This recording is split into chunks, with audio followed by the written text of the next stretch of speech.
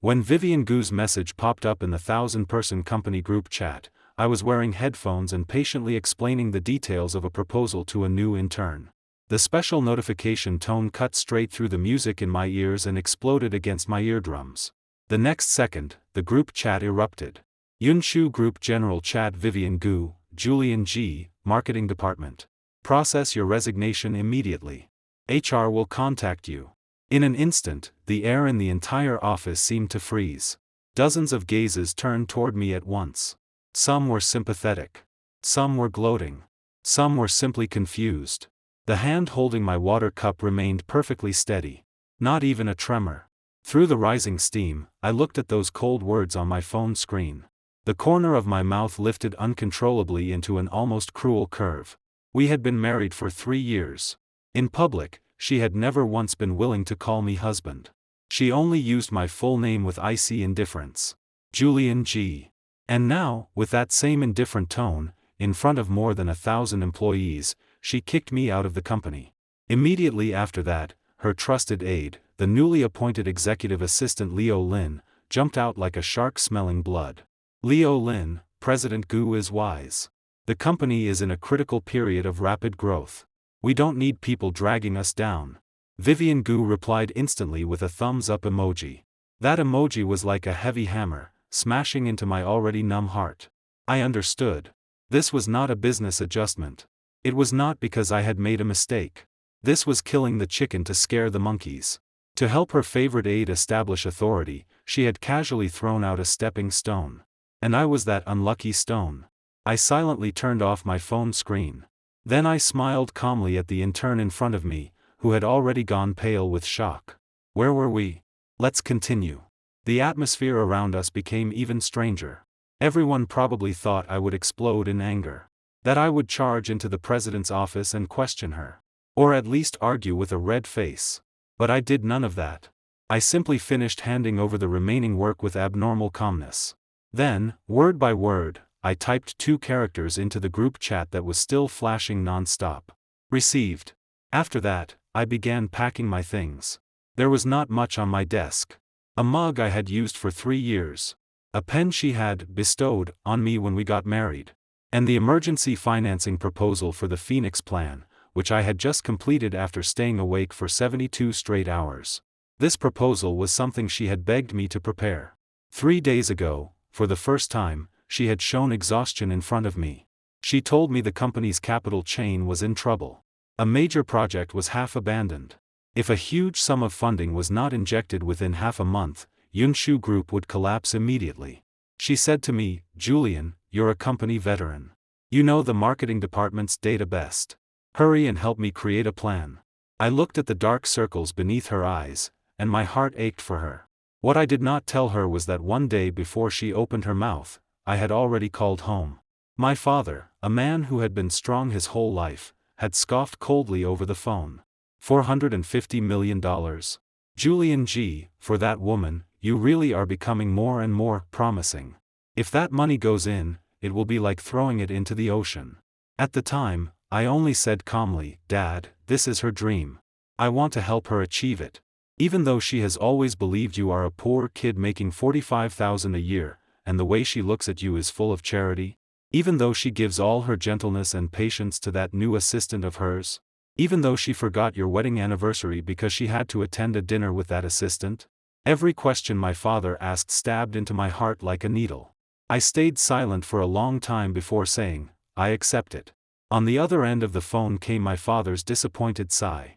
But the next day, $450 million still entered Yunshu Group's account through an overseas investment company, quietly and without a trace.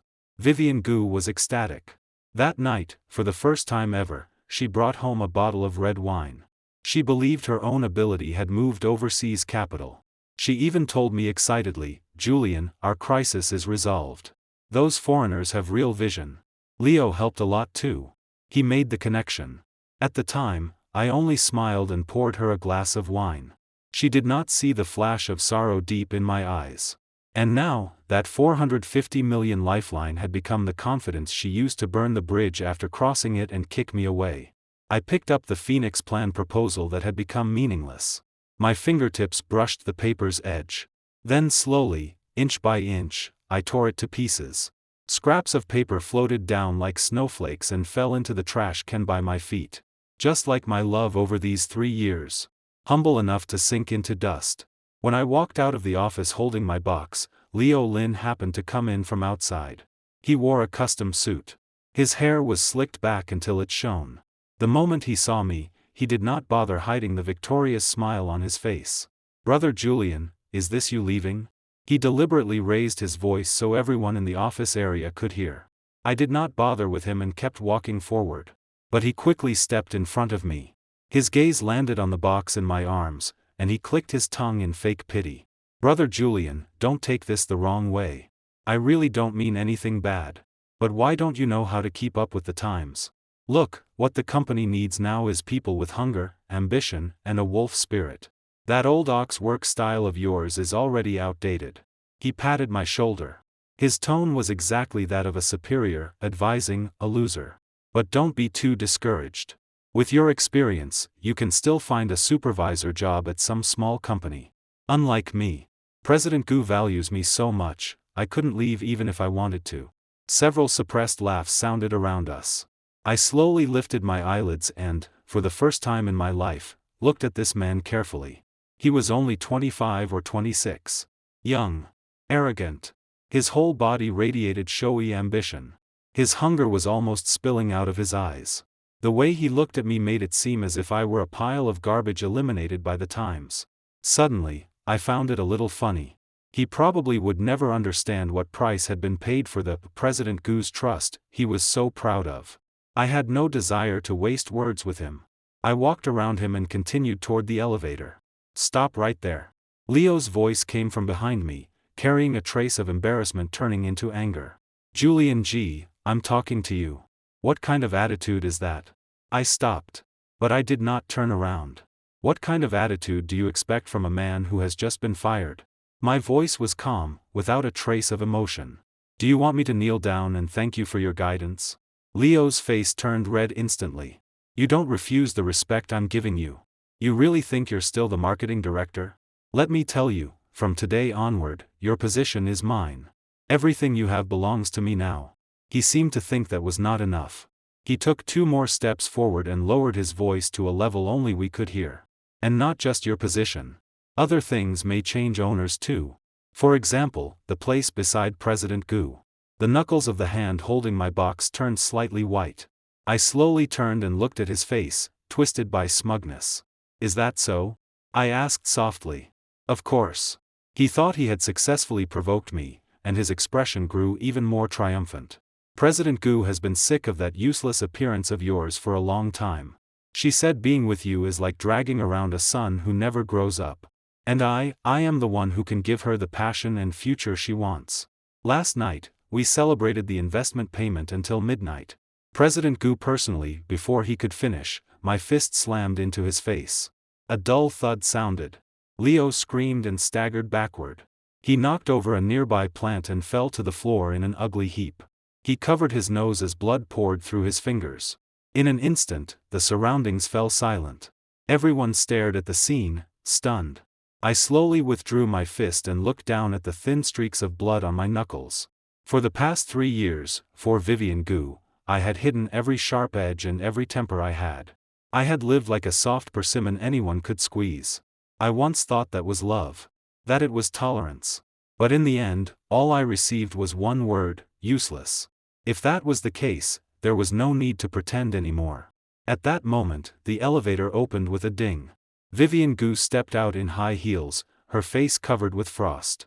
Behind her followed several senior executives. They had clearly just finished a meeting. Seeing the mess in front of her, and Leo wailing on the floor, her expression instantly darkened. "What happened?" Her voice was colder than ice. The moment Leo saw her, he acted as if he had found his savior. He crawled toward her, grabbed her leg, and cried, "President Gu, you have to stand up for me. I only wanted to see Brother Julian off and hand over some work. Who knew he would attack me without saying a word? He even said even if he was fired, he was still your husband and could discipline me however he wanted." His words were like a carefully prepared bucket of dirty water poured straight over my head. The senior executives' gazes changed instantly. The small trace of sympathy they had for an old employee fired without reason turned into contempt and wariness toward a violent, jealous man who could not separate personal affairs from business. How ridiculous. I had hit him because he used the most disgusting words to insult the last shred of marital dignity between Vivian and me. But in his mouth, it became me abusing the privilege of being her husband out of jealousy. I looked at Vivian Gu. I waited, still holding on to the hope that she might ask me even one question: why? If she asked, I would explain everything. But she did not. She did not even look at me. She quickly walked to Leo and half-crouched beside him. Her voice carried a nervous concern I had never heard from her before. How is it? Do you need to go to the hospital? Does it hurt badly?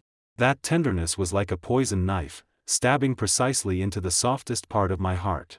3 years had passed. It was not as if I had never been sick. Once, I had a fever that would not break. I lay weakly in bed, my throat so dry it felt like it was burning. All I wanted was a sip of water. What did she give me? A face full of impatience and one cold sentence: "Can't you pour it yourself? I'm busy." It was not as if I had never been injured. To help her win an important project, I forced myself to drink with clients until I vomited blood and ended up in the hospital. I lay weakly in bed, hoping she would at least come see me. What I got was one cold phone call. Her only question was the contract signed? Only now did I understand. She was not born cold. She had simply given all her warmth and passion to someone else. Leo leaned in her arms and deliberately looked even more wronged. His eyes filled with tears as he said pitifully, "President Gu, I'm fine.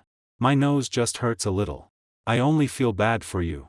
Brother Julian, he doesn't understand how hard you work and still causes trouble for you in the company.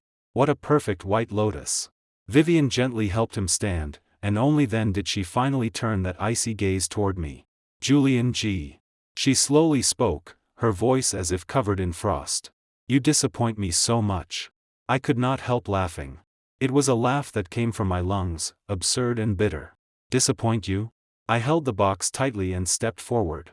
I looked straight into her eyes and said each word clearly: "President Gu, firing your husband in a 1,000-person company group chat without warning and without leaving him any dignity, is that your way of not disappointing me?" My voice was not loud. But every word clearly entered the ears of everyone present. Several executives' expressions instantly became subtle. There was surprise. Suspicion. Vivian Gu's face flushed the color of liver. The thing she cared most about was her high and mighty authority and so-called face. And I had torn that fig leaf apart in front of all her subordinates. One thing has nothing to do with another. She suddenly shouted, trying to seize back control. Her voice was sharp and piercing. "You failed in your work and dragged down the entire department's performance. I dismissed you according to company regulations. What's wrong with that? Now you're lashing out in anger and assaulting someone at the company. Do you have even a shred of professionalism? Apologize to Assistant Lin." She squeezed those words from between her teeth. Her tone was an unquestionable order. At that moment, the last bit of warmth in my heart turned completely cold. She chose to believe Leo. Or rather, she did not care what the truth was. She only cared about whom she wanted to protect. Apologize? I repeated the word mechanically. Then my gaze slowly moved to Leo, who was hiding behind her, looking at me with provocation in his eyes. I curled my lips into a mocking smile and asked, word by word, "Is he worthy?" The air seemed to be sucked away in that instant. The entire space became oppressively silent. Everyone unconsciously held their breath, as if time itself had frozen. Vivian's face first turned red. Then iron blue. Finally, deathly pale. Her proud ability to control everything collapsed completely before those 3 words. Her chest rose and fell violently from anger. The finger she pointed at me trembled. Good. Julian G., you asked for this." She pulled out her phone, apparently to call security directly. "Security. Get him out. From now on, I do not want to see this person in the company again." She almost screamed it. The word "get" was bitten especially hard, full of humiliation. 2 uniformed guards quickly ran over from a distance. The surrounding colleagues stepped back and opened a path, looking at me like I was beyond saving. I stood where I was and did not move. I only quietly looked at Vivian Gu. The woman I had loved for 5 years and been married to for 3. I tried to find even a trace of the tenderness we once had in her beautiful eyes. But in the end, I was disappointed. There was only anger, disgust, and the determination to get rid of me as quickly as possible. To her, I was no longer a husband. No longer family. Not even a partner who had fought beside her before. I was only garbage that had embarrassed her and needed to be cleaned away immediately. At that moment, my heart died completely. Just as the guards were about to touch my arm, I slowly raised my hand. It was not resistance. It was to stop them. No need. My voice returned to its original calm. I can walk by myself. I looked at her one last time, and at Leo's smug face behind her. Then I held my box and turned toward the elevator. Behind me was dead silence. No one said another word. Only my lonely footsteps echoed through the empty hall. Only when I was about to step into the elevator did Vivian's cold voice come from behind me again. Julian G., clean up your things. At home too. I give you 1 day to disappear completely from my world. My steps paused slightly. The edge of the box bent under my fingers. So she would not even let me go home. Thinking carefully, that made sense. That so-called home had always been her house. I was merely a temporary tenant. I did not turn back. I only said softly, Vivian Gu, you will regret this. The elevator doors slowly closed. They shut away the face I once loved and the smug villain beside her. The moment the doors fully closed, the string I had kept tightly pulled finally snapped. I leaned weakly against the cold elevator wall. My arms holding the box trembled uncontrollably. Immense exhaustion and emptiness swallowed me like a raging tide. What had I done all this for over these 3 years? I had given up my family inheritance without hesitation. I had hidden every sharp edge I possessed. I had willingly accompanied her from a small studio of only a few dozen people to a group company now worth billions. I handled every unspeakable trouble for her. Blocked every open and hidden arrow shot at her. I held her carefully in my palms, believing that as long as I gave enough, one day I would warm the heart filled only with ambition. But I was terribly wrong. What I had tried to warm was only a block of ice that would never melt. No. Perhaps it was not that it would not melt. It was just that the person capable of melting the ice in her heart had never been me. The elevator went directly to the underground parking lot. I dragged my heavy steps to the Volkswagen I had driven for 5 years and casually threw the box onto the passenger seat. I did not start the car immediately. I sat quietly in the driver's seat and lit a cigarette. Smoke rose in curls.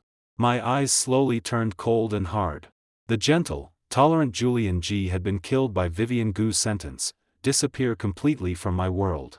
After finishing the cigarette, I pressed the butt hard into the car ashtray. Then I picked up my phone. I did not call my father. Nor did I call a friend. I found a number I had not contacted in a long time. Saved as Uncle Wang. Uncle Wang was my father's most trusted deputy, and the person who had handled this 450 million injection. The call connected almost instantly. Young Master Julian. Uncle Wang's voice was as steady as ever. Uncle Wang. My voice was a little hoarse, but my tone was firm. Activate Plan B. The other end was silent for a few seconds. Uncle Wang did not ask why. He only said, Young Master, are you certain? Once Plan B is activated, there is no turning back.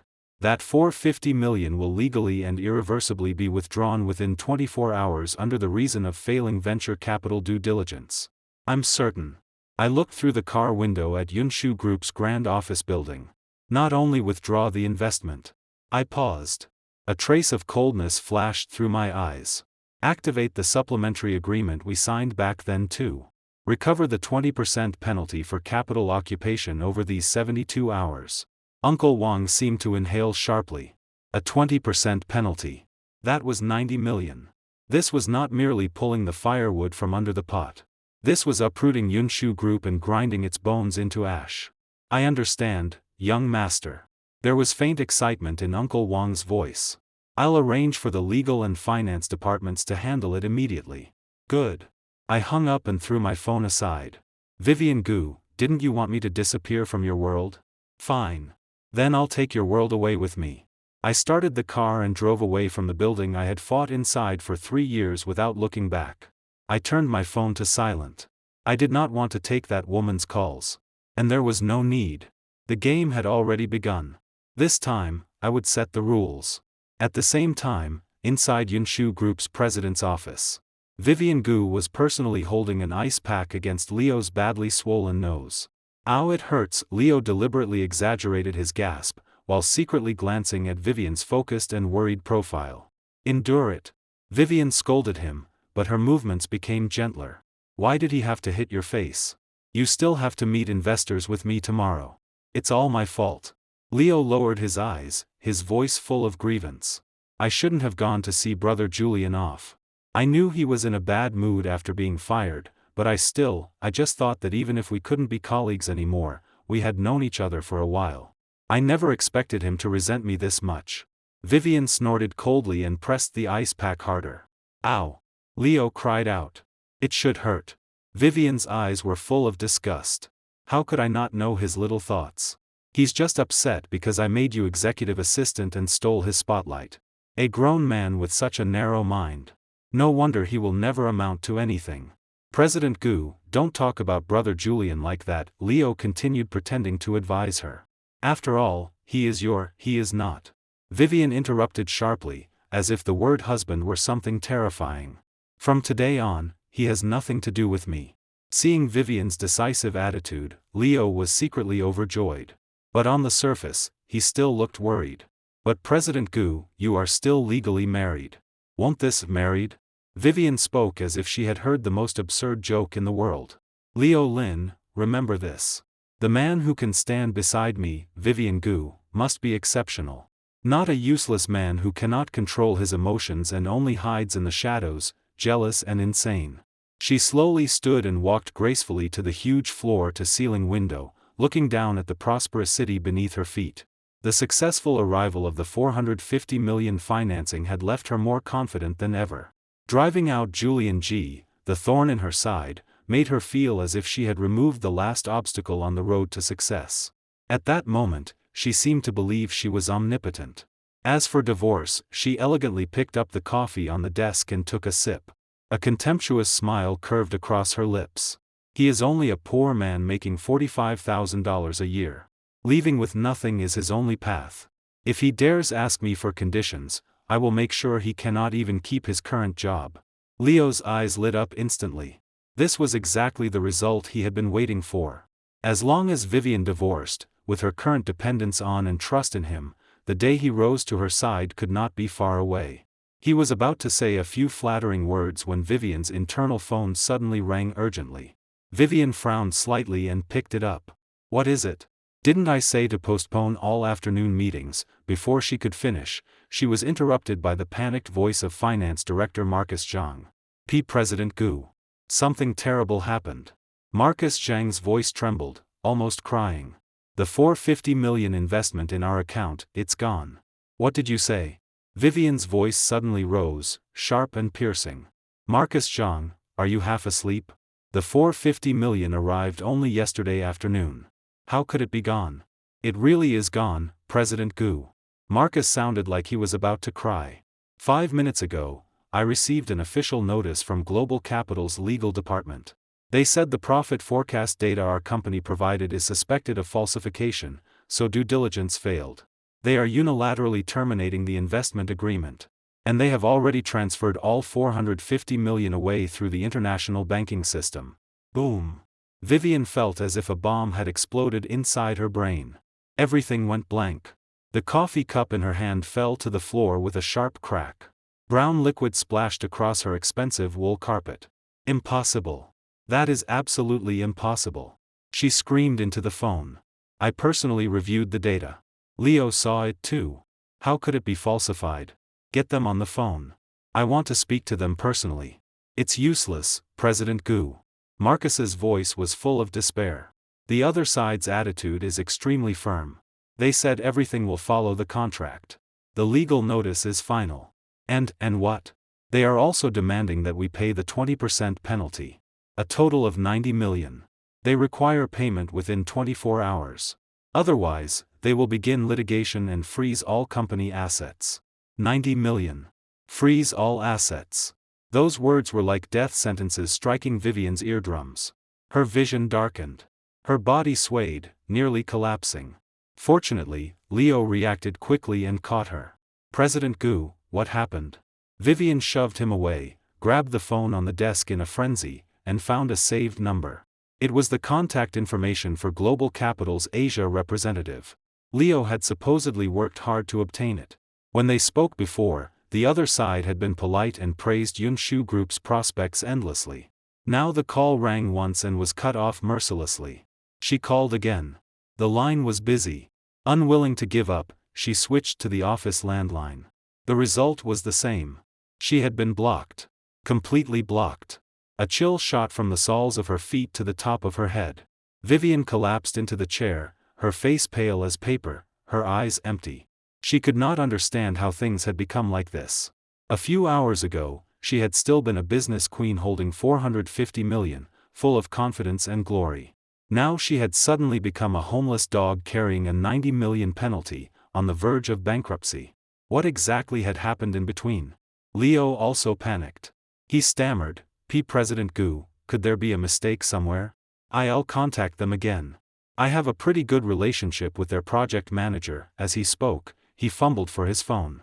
Just then, Vivian's empty gaze swept across the coffee stains on the floor. A thought struck her chaotic mind like lightning. She suddenly remembered what I had said when I left. Vivian Gu, you will regret this. Could this have something to do with him? The thought had just appeared when she immediately found it absurd. Impossible. Absolutely impossible. She knew exactly what kind of person Julian G was. A man with no background, who had climbed to marketing director with only a little cleverness. His greatest connection was her, Vivian Gu. Without her, he was nothing. How could he possibly be connected to Global Capital, which controlled lifelines of Global Capital? And yet aside from this explanation, she could not think of another. Why did the investment go wrong immediately after she drove Julian out of the company? Why was the timing so coincidental? So coincidental that it looked like a carefully planned revenge. A fear she had never felt before gripped her heart. Like grabbing the last straw, she frantically searched her contacts and called my number. At that moment, I was driving on the highway toward the airport. My phone lit silently on the passenger seat. The name Vivian Gu flashed stubbornly on the screen. I glanced at it lightly and pressed decline. Then came the second call. The third. She kept calling. I kept hanging up. Finally, the phone stopped lighting up. Instead, a text message appeared. Julian G. Call me back immediately. Now. That familiar commanding tone remained high above everyone. I curled my lips and typed a line with one hand. President Gu, what is it? I'm unemployed now. I'm afraid I can't help you with anything. The message sent successfully. Almost at the same time, her call came again. This time, I did not hang up. I put on my Bluetooth headset and answered. But I did not speak. I wanted to hear how she would fall from arrogance into collapse step by step. Julian G. The moment the call connected, Vivian's sharp voice came through the headset. There was a tremor in it she herself had not realized. Was the investment you're doing? She got straight to the point. Her tone was full of accusation and suspicion. I gripped the steering wheel, looked at the endless road ahead, and laughed softly. President Gu, aren't you overestimating me? My voice was calm, as if discussing the weather. I'm just a loser you swept out the door. How could I possibly have the ability to influence Global Capital's decisions? Stop pretending you don't know. Vivian's voice grew more urgent. How could the timing be so perfect? You left, and their withdrawal letter arrived right after. You dare say this has nothing to do with you? Oh, is that so? I pretended to be surprised. That really is quite a coincidence. But President Gu, I'm afraid this can only prove one thing. What? She could not help asking instinctively. You have to admit that firing me was an extremely correct decision. I spoke slowly. Think carefully. When this so-called marketing director, was still employed, the company data was normal and successfully attracted a 450 million investment. But the moment I left, the company was exposed for data falsification. Doesn't that perfectly prove that I was the incompetent troublemaker dragging the company down? You removed me, which means you detoxed the company. You should be happy. My words were full of irony. Every word was a soft needle accurately stabbing Vivian's nerves. On the other end, her breathing clearly became rapid. For a long time, she could not respond. Because she realized she could not refute me. If she admitted this matter had something to do with me, it would mean admitting that the useless man, in her eyes, possessed power beyond her imagination. If she denied it had anything to do with me, then everything that had happened today was a destructive coincidence beyond her control. Either possibility was impossible for her to accept. Julian, after a long time, her voice sounded again. This time, it actually carried some gentleness. Even a faint, almost imperceptible plea. I was wrong. I shouldn't have spoken to you like that in the group chat. I shouldn't have embarrassed you in front of so many people. Come back, okay? The company cannot be without you. I need you too. As long as you come back and help me solve this crisis, whatever you want, I'll give you. Do you want the executive assistant position? Or, do you want me to keep distance from Leo? She began throwing out the bargaining chips she believed mattered most to me. How sad. How laughable. Even now, she still thought everything I did was only because I was jealous of Leo. Because I wanted to win back her poor little favor. President Gu. I interrupted her. My voice was so cold it carried no temperature. You seem to have misunderstood something. I answered this call neither to hear your apology nor negotiate conditions. I am here to inform you of something. What? She froze. I slowly drove into a service area. After parking, I unbuckled my seatbelt and leaned back in the chair. I looked out at the blue sky beyond the window and spoke, word by word, with absolute clarity. First, that $450 million was mine. The other end instantly fell into dead silence. I could almost picture Vivian's ghost-seeing expression. I gave her no time to react and continued. Second, global capital belongs to my family. Strictly speaking, it is only one of my father's many businesses, and not a particularly important one. Third, and this is the most important point. I paused. Then, with almost cruel calmness, I said the sentence she least wanted to hear. Vivian Gu, let's divorce. Tomorrow morning, 9 o'clock, at the Civil Affairs Bureau. I'll wait for you. Bring your ID, household registry, and prepare the $90 million penalty. Oh, right. I forgot to tell you something else. When we got married, you forced me to sign a prenuptial agreement. I prepared one too. Except mine is legally valid. It clearly states that within 3 years of marriage, if you unilaterally file for divorce, or if you commit a serious fault, for example, infidelity, the 51% equity of Yunshu Group under your name will automatically and unconditionally transfer to me. Goodbye. After saying that, I did not give her any chance to speak. I hung up directly. Then powered off my phone. The world instantly became quiet. I leaned against the car window and let out a long breath. 3 years of suppression and grievance vanished in that moment. What replaced them was a lightness and pleasure I had never felt before. It turned out that freedom comes when love dies. I did not leave the service area immediately. I rolled down the window and quietly gazed into the distance. I knew that from now on, I was no longer Julian G., the man who followed behind Vivian Gu and looked up at her light. I was the heir of the G family. Julian G. Vivian Gu and her Yunshu Group would soon understand the consequences of angering me. Meanwhile, in the president's office, Vivian Gu still held the phone to her ear. A busy tone beeped faintly from the speaker. Her mind was a chaotic blank. Every word Julian G. had just said was like a hammer smashing into her understanding, shattering 3 years of pride and superiority. The $450 million was his? Global capital belonged to his family? Divorce? He wanted her to pay $90 million and hand over controlling shares? This was insane. Her first reaction was disbelief. Julian G. must be lying. He must be trying to scare her. He was only a poor boy with no parents, who had finished college on student loans. How could he possibly be the young master of a wealthy family? It was a fantasy. President Gu? President Gu? Leo's careful voice sounded beside her. What did Brother Julian say? Is he willing to help? Vivian seemed to wake suddenly.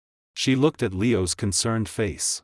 For one instant, she found it deeply ironic. For this man, she had driven away her own husband. And now, this capable assistant she trusted so much could do nothing except say pretty words. Could he produce $90 million? Could he make global capital withdraw its decision? He could not. In a true crisis, compared with Julian G. no.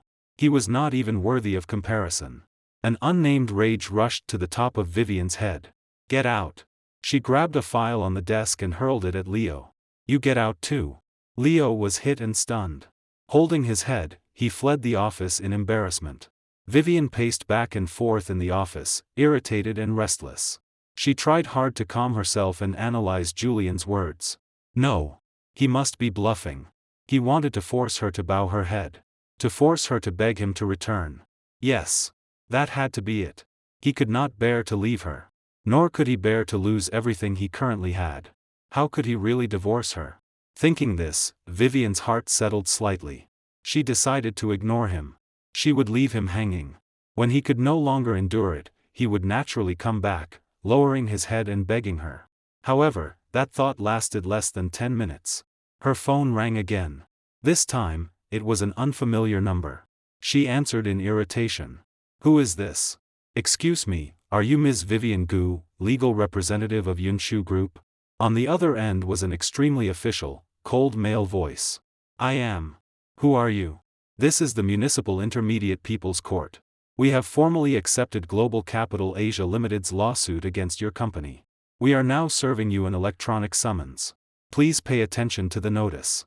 Because the amount involved is extremely large and the matter is urgent, our court issued pre-litigation preservation 3 minutes ago against all bank accounts, equity, and real estate under Yunshu Group.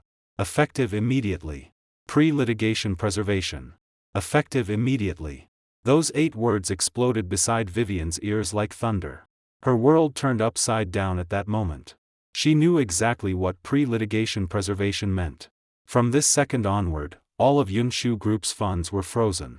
She could not touch a single cent in the company's accounts. Daily operations. Employee salaries. Supplier payments. Everything would grind to a halt. It was more cruel and fatal than directly announcing bankruptcy. "No, no. You can't do this." She screamed desperately into the phone. "We haven't even gone through legal procedure yet. On what basis can you freeze my assets? This is illegal." The voice on the other end remained emotionless. "Ms. Gu, we are proceeding according to law. The plaintiff submitted a legally valid investment agreement, supplementary agreement, and preliminary evidence chain suggesting commercial fraud by your company.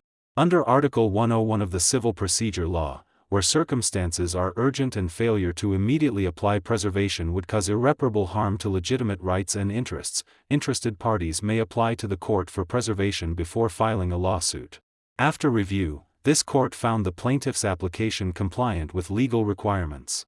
If you object to the preservation ruling," the voice paused, then added, "you may apply for reconsideration once within 5 days of receiving the ruling.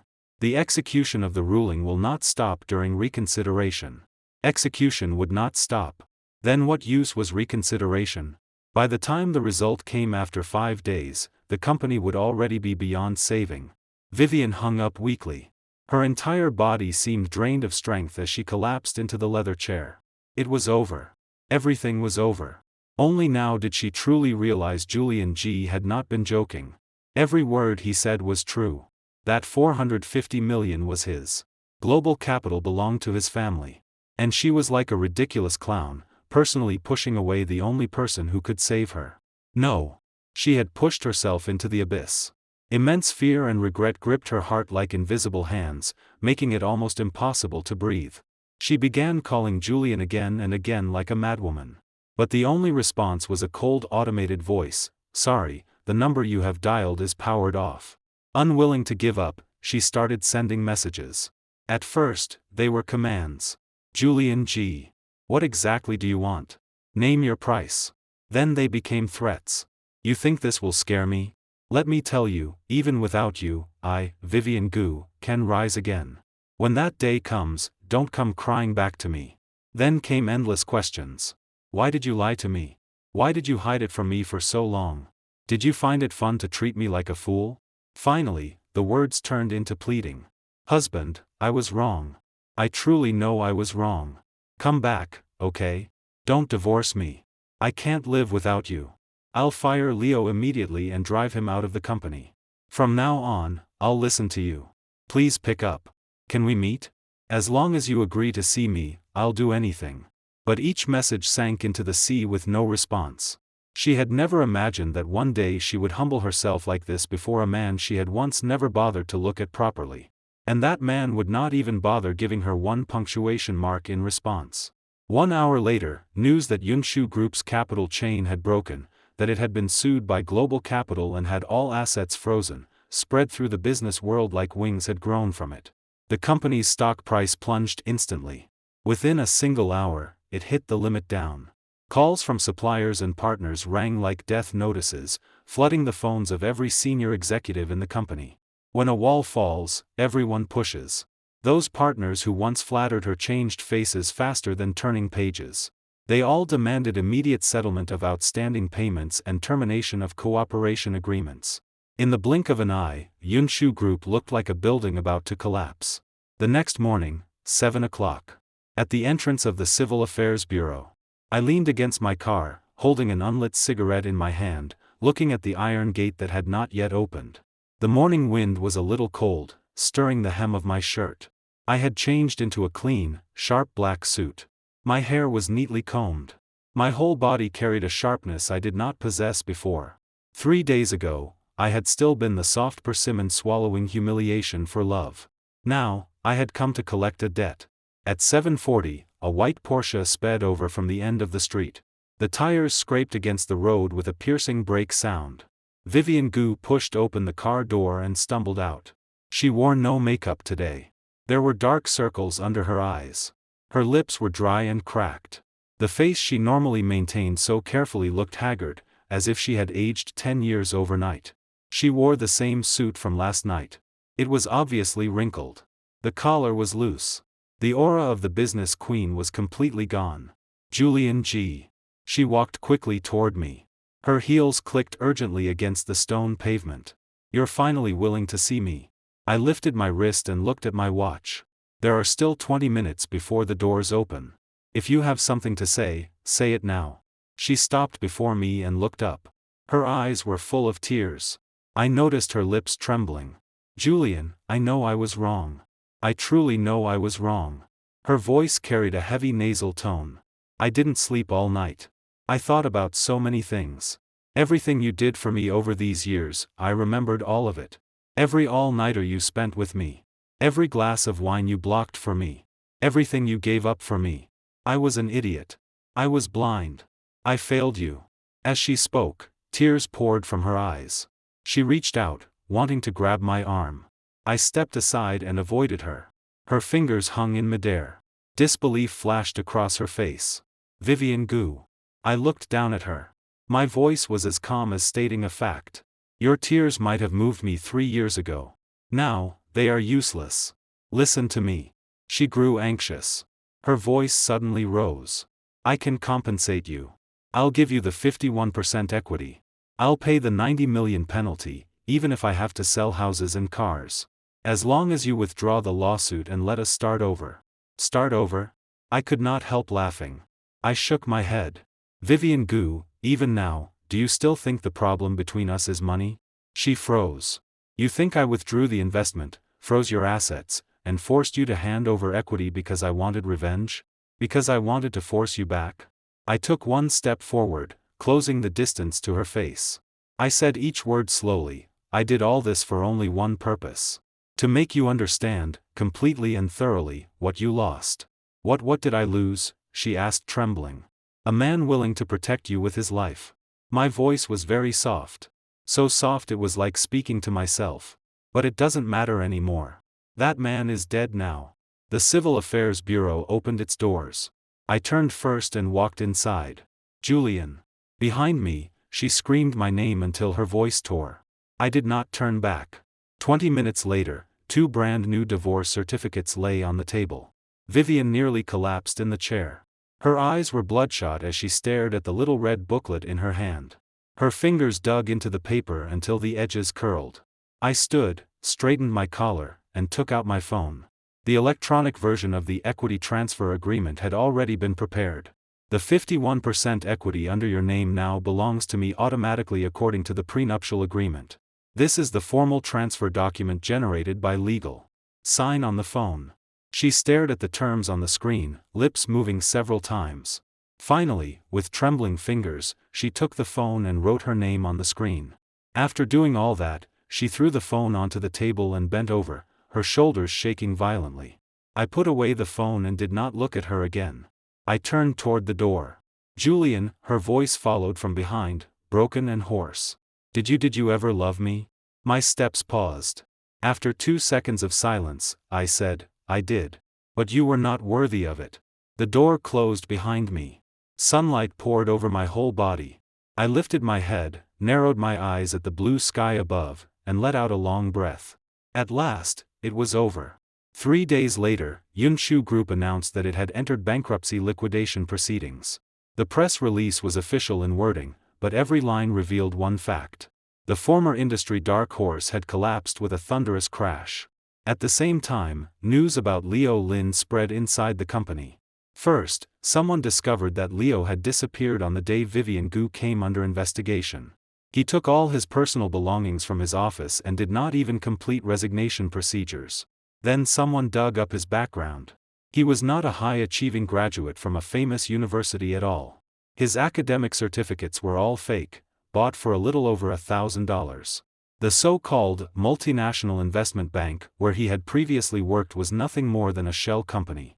And there was even more explosive news. When Vivian Gu's lawyer was organizing company accounts, he discovered an abnormal fund flow. Within only 3 months of joining the company, Leo had transferred more than $1.1 million from the company account under the name of Project PR Expenses. All of it went into an overseas account. Most of these so-called PR projects did not exist. In other words, the capable aide Vivian had treasured in her palm was a complete fraud and parasite. On the day the news broke, the former Yunshu Group employee chat exploded. Holy crap. I knew that guy looked wrong. Always smooth talking. More than $1 million in 3 months. That's more than we'd make in 10 years. The funniest part is President Gu actually drove Director Ji away for something like this. Looking back, it's pure irony. President Gu must be regretting it so hard her intestines turned green. The chat was full of contempt for Leo and mockery toward Vivian. I silently flipped through several pages of the conversation.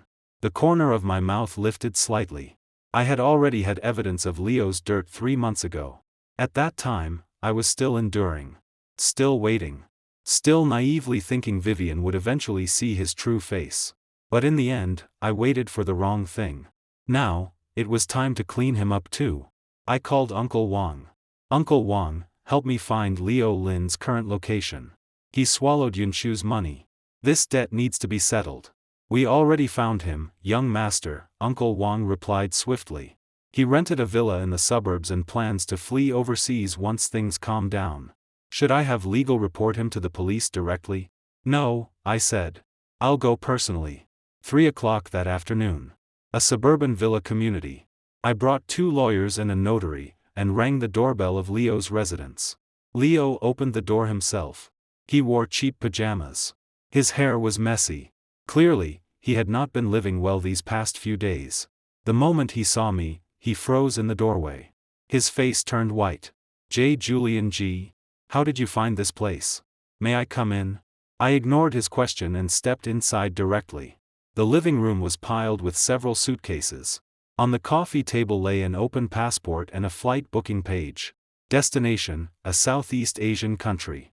So he really was preparing to run. "Julian G., this is trespassing. I'll call the police," Leo shouted, fierce on the outside and weak inside, while fumbling for his phone. I turned back and looked at him with a smile. "Call the police? Good. That saves me a trip to the station. The 2 people behind me are senior partners from Daoheng Law Firm. This person is a notary from the district notary office. We are here to notify you that during your employment at Yunshu Group, you are suspected of embezzling $1.1 million. We are now serving you with a lawyer's letter and legal documents." I took a stack of documents from the lawyer and slapped them onto the coffee table. They landed directly on top of his passport. Leo's face turned from white to blue. A layer of sweat appeared on his forehead. You're slandering me. Those were PR expenses approved by President Gu." "Approved?" I walked over and looked down at him from above. "You think I'm an idiot?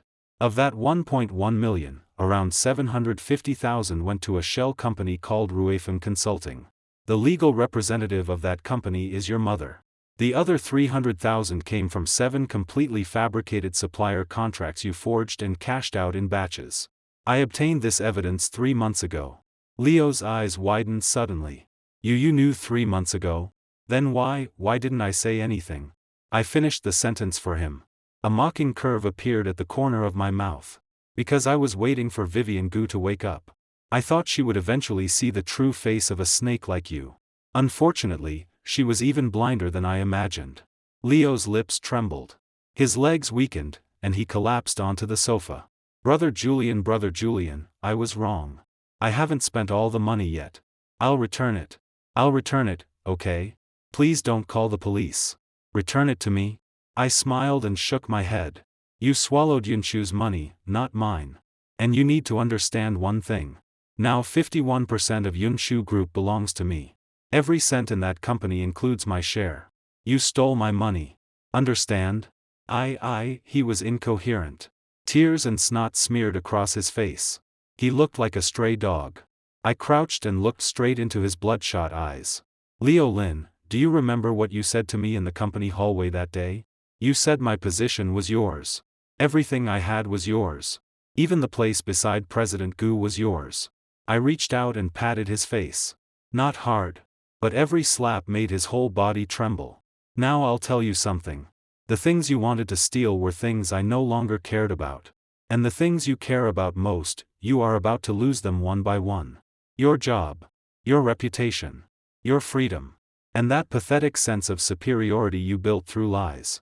I stood and said to the lawyer behind me, report what needs reporting. Sue where necessary. I want him in prison. Yes, Mr. G. I turned and walked toward the door. At the entrance, I stopped again without looking back. Oh, Leo. That custom suit is still in your closet, right? Wear it in prison and show off properly. The door closed. From inside the living room came a desperate howl. 7 days later, Yunshu Group's bankruptcy liquidation formally entered procedure. As the largest shareholder, I attended the creditors' meeting. I sat at the chairman's table, with a nameplate before me, Julian G. Below sat the senior executives who had once ordered me around, along with several supplier representatives. The way they looked at me was indescribably complicated. Shock. Fear. Regret. Former finance director Marcus Zhang sat in the third row. He kept his head lowered the entire time and did not dare look at me.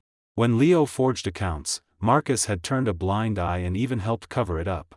Now that the company had collapsed, he was the first to face unemployment. After the meeting, Marcus chased after me. Mr. G. He was out of breath, wearing a fawning smile. Do you remember me?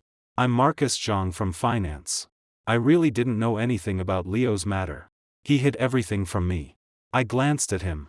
Didn't know? Director Zhang, do you think I'm a 3-year-old child? When Leo transferred that 750,000, you personally signed off on it. His face changed instantly. He opened his mouth, tongue-tied, unable to say a word. I did not bother with him again and walked straight toward the parking lot. Behind me came Uncle Wang's voice. Young master, the old master called. He wants you to go home. I nodded. It was time to go back. The G family manor stood halfway up the northern hills, occupying dozens of acres with deep courtyards. I drove through the tree-lined road and stopped at the gate. The butler, Old Chen, came out to greet me, his smile more genuine than usual. Young master, you're finally back. The old master has been waiting for you for a long time. I walked through the long corridor and entered the main hall. My father sat in a sandalwood chair, drinking tea. A chessboard sat before him. He looked only in his early 50s. His temples were slightly silver.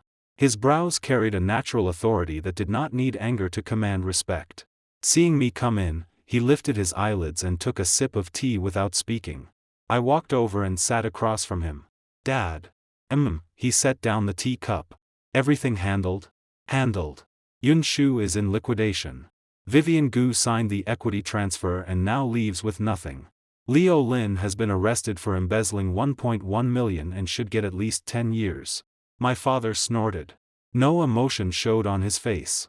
Throwing 450 million into the water and getting only these things back. Worth it? That 450 million was invested in Yunshu, but Yunshu now belongs to me. I leaned back in the chair, neither humble nor arrogant. After asset liquidation, we can recover around 100 million to 120 million. As for the 90 million penalty, Vivian Gu sold all property under her name and borrowed everywhere. Currently, 45 million has arrived. The remaining 45 million will be offset with equity. Overall, this deal is not a loss. My father narrowed his eyes and looked at me for a long time. Suddenly, the corner of his mouth lifted, revealing a rare smile. You brat. You've learned how to calculate accounts. I picked up the teacup and took a sip without answering. But, my father changed the topic. His expression became serious again. Back then, for that woman, you slammed the table at me. You said even if that 450 million went down the drain, you accepted it. What now? Do you not accept it anymore? I set down the teacup and lowered my eyes to the amber tea inside. At that time, I was stupid. I thought giving would bring returns. I thought tolerance would make her see my good points. I lifted my head and met my father's gaze. Now I know I was wrong. My father stared at me for a long time. Then he sighed. All right. It's good that you're back. Come to the group tomorrow. I'll hand Global Capital's Asia business over to you. Since you've already revealed your identity, stop hiding it. I remained silent for a moment. Then nodded. Okay. As I walked out of the main hall, I ran into a familiar figure. Clara Chen. The daughter of my father's longtime friend, and my childhood friend. She wore a professional suit, her hair tied into a neat ponytail, and held a stack of documents in her arms. The moment she saw me, her eyes lit up. Julian G. You're finally back. I smiled. Clara, you're here too. Of course. You left for 3 years, and I've been helping Uncle G manage business here. I'm exhausted. She rolled her eyes and walked over, slapping my shoulder hard. You bastard. You abandoned everyone for a woman. I thought you were planning to be that coward for the rest of your life. I'm back now, aren't I? My shoulder hurt from her slap, and I did not know whether to laugh or cry. Clara tilted her head and looked me over from top to bottom. You do look a little different. That dead look between your brows is gone. You look alive now. Of course. I reached out and ruffled her hair. Now you'll be working for young Master G. How could I not look alive? She slapped my hand away. Stop that. But since you're back, tomorrow's project meeting is yours. The other side is the second son of the Qin family in South City. He's arrogant. I can't hold him down. The Qin family? I raised my brow. Which Qin family? The South City Qin family in New Energy. What, do you know them? I shook my head with a smile. No, but tomorrow, I'll meet them and find out. The next morning. G Group headquarters. Inside the president's office of Global Capital Asia, I sat for the first time in that wide leather chair. The floor-to-ceiling window before me overlooked the entire city's financial center. The view was wide enough to make the heart clear. On the desk was a brand new nameplate. In small gold letters, it read, Julian G. I turned the pen in my hand. The corner of my mouth lifted slightly. 3 years. I was back. At 10 in the morning, Clara Chen knocked and entered with a serious expression. Julian, the Qin family's people are here. But it's not the second son. It's his older brother. The current head of the Qin family, Caleb Qin. Caleb Qin? I set down the pen. Wasn't the second son supposed to be in charge of this project? They changed at the last minute. Clara placed a file before me. This is what I just learned. The Qin family may have heard that you are now in charge of Global Capital's Asia business. So they specially sent Caleb Qin personally. He is much harder to deal with than his brother. In South City, he is famous as the Smiling Tiger. I flipped through 2 pages of the file and glanced at Caleb Qin's resume. Overseas education. Investment banking background. After taking over the family business, he doubled the Qin family's new energy territory within 3 years. Indeed, not an ordinary person. Fine. Let him in. In the meeting room, Caleb Qin arrived on time with 2 attendants. He was in his early 30s, wearing a custom dark gray suit. On his wrist was a Patek Philippe. His smile was gentle, but his eyes were sharp. The moment he saw me walk in, surprise clearly flashed through his eyes. Then he returned to that flawless smile. Mr. G? He stood and extended his hand. I've heard much about you. I heard Global Capital Asia had changed its person in charge, but I didn't expect you to be so young. You're too kind, Mr. Chin. I shook his hand with just the right amount of force. Sit. Both sides sat. Clara stood beside me and opened the projection. The meeting was about a strategic investment in the Chin family's new energy project. The amount was around 225 million. Global Capital would act as investor and take 30% equity.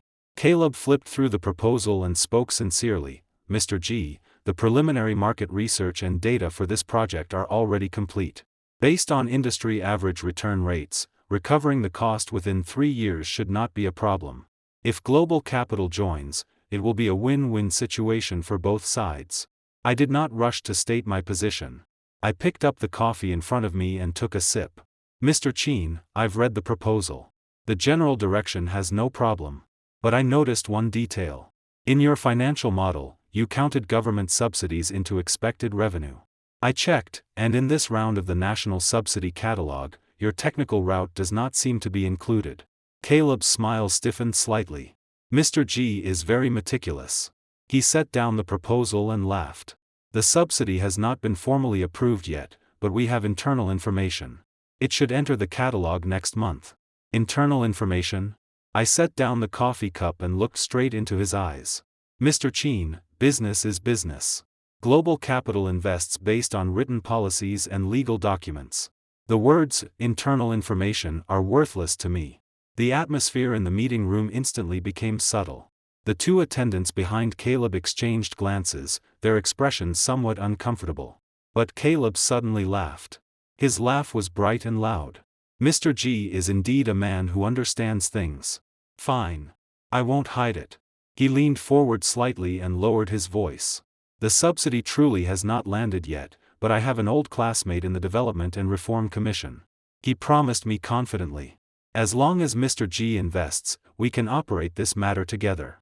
With Global Capital's weight, getting one approval document is not difficult. After hearing him out, I lightly leaned back in my chair. My gaze swept over his handsome face. Caleb Chin spoke flawlessly. On the surface, he was being honest. In reality, he was throwing out a hidden hook. He wanted to drag Global Capital into the water with him and pry open a policy loophole together. This kind of thing was not uncommon in business. But the risk was extremely high. If handled improperly, it would not only mean losing the investment. It would also drag down the entire group's reputation. I stayed silent for a few seconds. Then smiled. Mr. Chin, your proposal is interesting. But I apologize. Global Capital has one iron rule in investing. We do not touch gray areas. Caleb's face finally changed. He narrowed his eyes. The smile on his face faded. Mr. G, are you saying my Chin family conducts business dirty? I didn't say that. My tone was calm. I'm only saying that I won't do it. If your subsidy approval lands, bring the written document. 225 million can arrive tomorrow.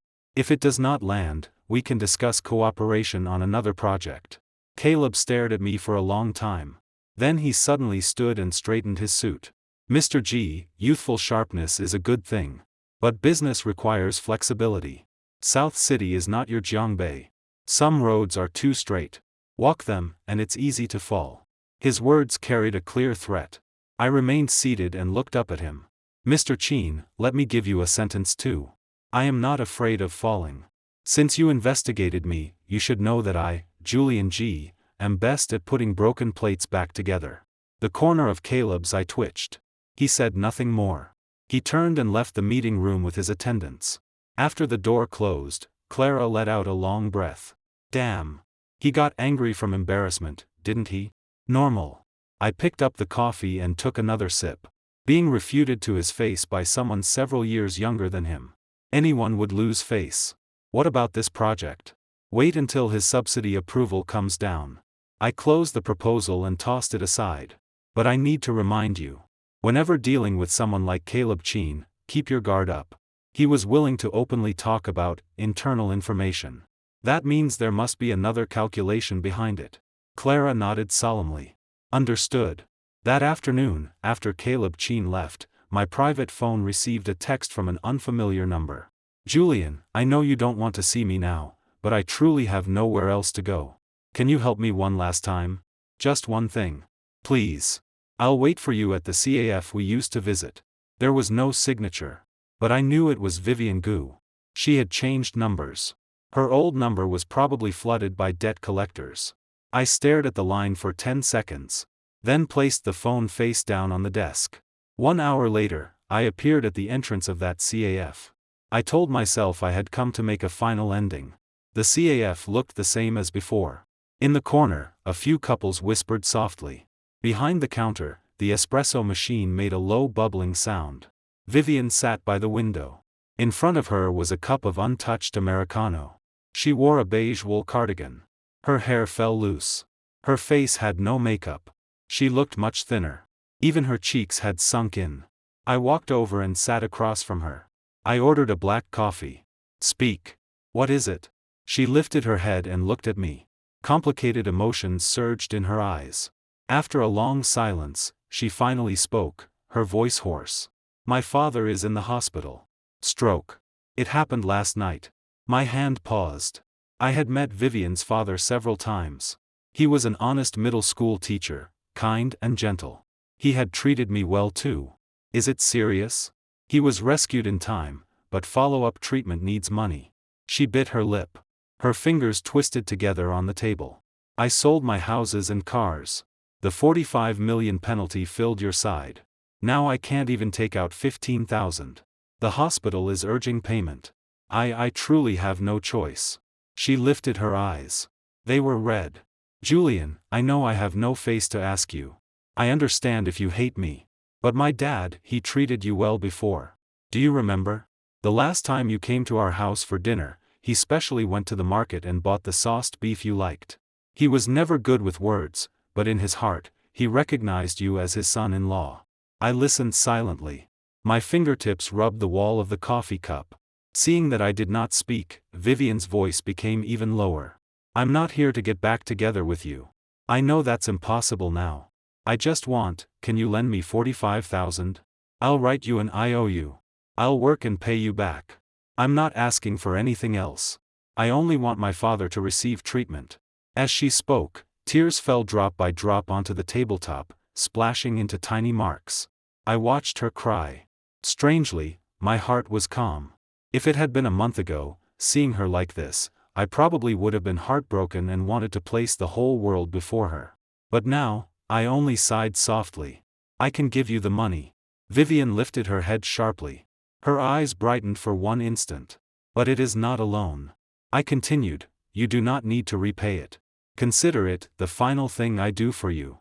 After all, your father did treat me well. I cannot bear to watch him miss treatment because of your mistakes. Vivian's lips trembled. Tears poured even harder. Julian, but you must promise me one thing. I looked directly into her eyes. Take this money. Cure your father. Then live properly. Stop thinking about unrealistic things. Yun Shu is gone. Leo is in prison. You still have some remaining assets. Enough for you to start over. Find an ordinary job. Live a plain life. Stop struggling over things you cannot carry. She stared blankly at me. Tears ran all over her face. You don't hate me? I did. I picked up the coffee, drank a mouthful, and set it down. But hating someone is too tiring. I no longer want to waste energy hating you. She lowered her head. Her shoulders shook violently as she cried uncontrollably. I took out my phone and transferred her 60,000. The extra 15,000 is for you. Buy yourself some clothes. Eat something decent. Look at yourself. Compared to when I first met you, you look 10 years older. She looked at the payment notification on her phone and bent over the table, crying so hard she could barely breathe. I stood and placed money for the coffee on the table. All right. I'm leaving. Don't contact me again. When I turned and left the CAF, the sky outside had already darkened. I stood by the street and lit a cigarette. I inhaled deeply, then slowly exhaled. The streetlights came on and stretched my shadow long across the ground. Suddenly, I felt something inside me that had been twisted tight finally loosen. True letting go is not gritting your teeth and swearing to take revenge until the end. It is being able to help her one final time with a calm heart, then turn and leave without looking back. Vivian Gu had paid the price. And I was released. 3 months later. G Group headquarters.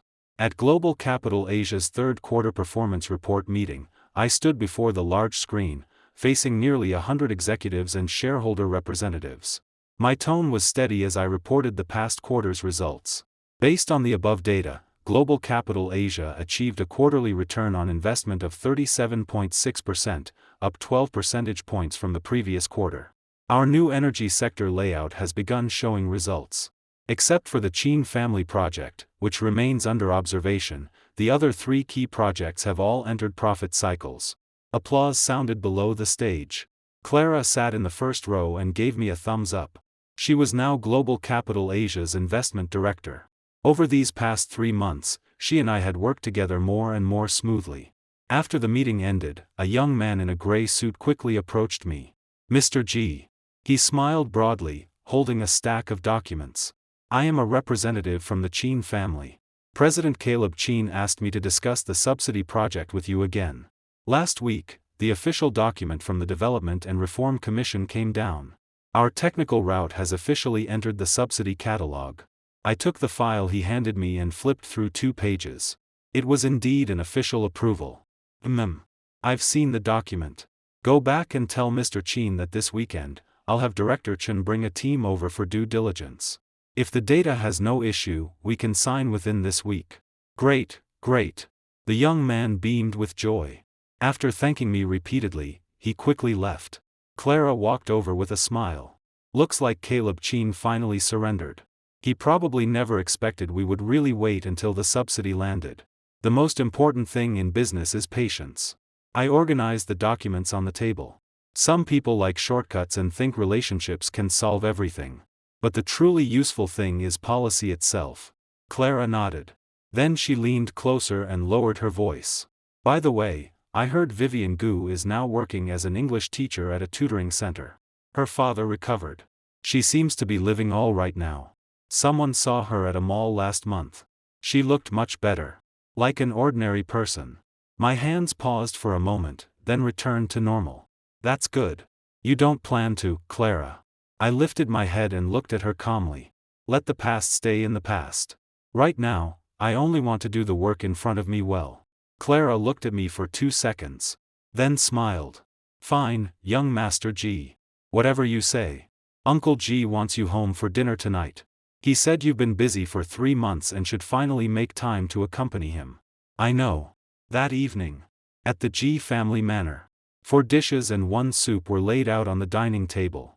All simple family dishes I liked. My father sat at the main seat, casually asking while picking up food, "I heard the Chin family has softened?" The subsidy approval came down. "We sign next week." I served myself a bowl of soup. My father nodded. After a few seconds of silence, he said, "You did well. 3 months to stabilize Asia. Faster than I expected. You taught me well." I drank some soup and casually flattered him. My father snorted and did not respond. After a while, he spoke again. "Don't get too close to Caleb Chin. That man is too opportunistic. He is not a long-term partner." "I know. Once this project is done, I'll pull back. I won't bind us too deeply." My father set down his chopsticks. For once, satisfaction appeared on his face. "If you can think that way, then these 3 months were not wasted." After dinner, I went into the courtyard for air. The September night wind carried a faint coolness. Above me, the Milky Way glittered. I leaned against a pillar and looked at the thousands of lights in the city below the hill. Suddenly, everything felt a little unreal. 3 months ago, I had still been the loser holding a box and being driven out of the company. 3 months later, I sat in the president's office of G Group, controlling a capital plate worth tens of billions. But the one thing that had not changed was the scale inside my heart. For Vivian Gu, I had once hidden every edge I possessed and lived as the meek, harmless man people looked down on. Now I finally understood. True strength is not tolerance and sacrifice. It is knowing when to show your fangs, and when to retreat whole. I took out my phone, opened Clara's chat, and sent a message: "Watch the Chin project closely tomorrow. Tell me immediately if anything feels wrong." Clara replied instantly, "Received. Don't worry, Mr. G." I smiled, put away my phone, and turned back toward the brightly lit house. Time passed, and the end of the year arrived. On the final day of December, G Group held its year-end banquet and invited major figures from the business world. I wore a custom black suit and moved through the crowd with a champagne glass in hand, exchanging pleasantries with partners from every circle. Halfway through the banquet, someone patted my shoulder. I turned and saw Caleb Cheen. For once, he was not wearing one of those sharp custom suits. He had changed into a deep blue casual blazer. He held a glass of whiskey. The smile on his face looked much more sincere than it had 3 months ago. "Mr. G, long time no see." He raised his glass. "Thank you for the project. Our revenue this quarter was 20% higher than expected. Global Capital's investment was worth it. It was a win-win." I clinked glasses with him. "Mr. Cheen, I'll say the same thing as before. As long as both sides follow the rules properly, long-term cooperation is possible." This time, Caleb did not dodge the topic. He nodded seriously. "Don't worry. You learn after taking a loss. I was too anxious before and wanted shortcuts. I almost folded myself into the mess. I accept your rule about not touching gray areas." I smiled and did not say more. When the banquet ended, it was nearly midnight. I sat in the car while my driver, old Zhao, steadily drove through the empty streets. When we passed the former Yunshu Group building, I subconsciously glanced out the window. The once grand building had changed signs. It had become a newly established internet company. A neon logo flashed on the building. 3 years of time. And the building had changed owners. I suddenly found it a little funny. My phone vibrated. A text message appeared. It was from an unfamiliar number. "Julian, Happy New Year. Thank you. I'm doing well. You should be well too." Goo. I stared at the words for a few seconds. Then pressed delete. "Old Zhao, drive faster." I put the phone back into my pocket. "We can still make it back for the fireworks." "Yes, young master." Old Zhao answered, stepped on the gas, and the car sped toward the northern mountain road. At exactly midnight, I stood on the terrace of the G family manor and watched fireworks bloom across the distant city sky. Red, green, purple, gold. One after another, they exploded in the night. Beautiful enough to take one's breath away. Footsteps sounded behind me. Clara walked over with a cup of mulled wine and handed it to me. "What are you looking at?" "Fireworks." I took the wine and drank a sip. "And the things I personally blew apart." Clara laughed softly. "Why do you talk more and more mysteriously now?" Life polished me. I turned to look at her. In the night, her eyes were bright. 3 years of being useless. 1 day of explosion. Anyone who experiences that changes. Then what are you now? I stayed silent for a moment. Watching the final firework burst at the highest point and scatter into countless sparks, I said softly, "Now, I owe no one. And what I owed myself, I have paid back too." Clara did not speak. She only stood beside me, watching the sky gradually quiet down. A new year had arrived. In the blink of an eye, spring came again. In March, Global Capital Asia's new headquarters held its opening ceremony. The new building stood in the core district of Jiangbei CBD. 38 floors tall, overlooking half the city. Many people came to the ribbon-cutting ceremony. From all sorts of circles. It was a grand event. When I stood on stage giving the speech, thunderous applause sounded below. After finishing, I stepped down and was surrounded by reporters. "Mr. G, are you satisfied with Global Capital's performance over the past year? Mr. G, is it true you plan to enter Southeast Asian markets next? Mr. G, outside sources say your personal net worth has already passed 15 billion. Would you care to comment?" I smiled and gave a few official answers. With Clara and security escorting me, I headed out. Just as I reached the entrance, a young woman holding a folder chased after me. Her voice was nervous. "Mr. G. I'm a new intern. Could I ask for your autograph?" I turned and glanced at her. She was in her early 20s. High ponytail. Bright eyes. Her face full of admiration. I took the notebook and pen in her hands and signed my name in one smooth motion. New intern? Which department? Marketing department. She was so excited her face turned red. "Mr. G, you're amazing. I heard that you were once fired by your ex-wife, then turned around and used 450 million to buy her company. It sounds exactly like a novel. My movement paused slightly. Then I smiled. That is all in the past. Work hard. You can learn a lot in marketing. Yes. The girl held the signed notebook and ran off happily. Clara burst out laughing beside me. Not bad, Mr. G. You even have little fangirls now. Stop it. I glared at her and got into the car. As the car drove away from the building, I looked through the window at the brand new tower in the rearview mirror, where the sign Global Capital shone brightly. From the useless man publicly fired in a 1,000-person group chat to the new business elite now holding over 10 billion in assets, this road took me 3 years and 4 months. But I did not feel it was long. Because every step was my own choice. I chose to love Vivian Gu. I chose to tolerate her. I chose to forgive her coldness and thin affection. Then I chose to wake up. Chose to take back that 450 million. Chose to uproot her entire world. Finally, I chose to let go. Chose to start over. Chose to become a truly powerful version of myself. None of those choices was wrong. What was wrong was the unwillingness and unworthiness hidden inside them. But when I learned to throw away the unwillingness and let go of what was not worth it, I found that I stood even more firmly. The car stopped at a red light. On the sidewalk beside us, a young couple walked past. The boy carried the girl's bag. The girl held his arm. They laughed and passed in front of my car. I rolled down the window. Spring wind blew in, carrying the fragrance of locust flowers by the roadside. I took out my phone and called my father. Dad, I'm coming home for dinner tonight. I bought 2 bottles of good wine. On the other end, my father laughed rarely. Good. I'll have your mother make 2 extra dishes. After hanging up, I leaned back in the seat and looked at the vibrant spring outside the window. Sunlight passed through the branches along the road, scattering broken spots of light across the pavement. When the wind moved, the shifting light looked like a golden river. Old Zhao. Let's go. Home. The car drove into the warm spring sunshine, heading north all the way. That's all for today's story. Remember to subscribe and leave a comment.